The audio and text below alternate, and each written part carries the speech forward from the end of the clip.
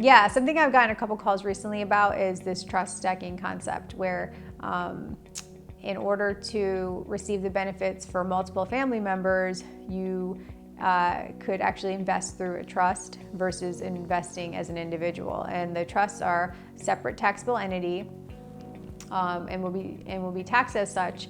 And so there's the ability to receive multiple exclusions.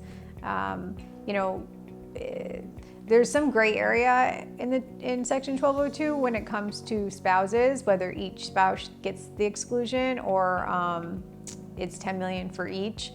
Certain attorneys will say each of them can have it. Certain attorneys will say, no, it's 10 million for married filing joint.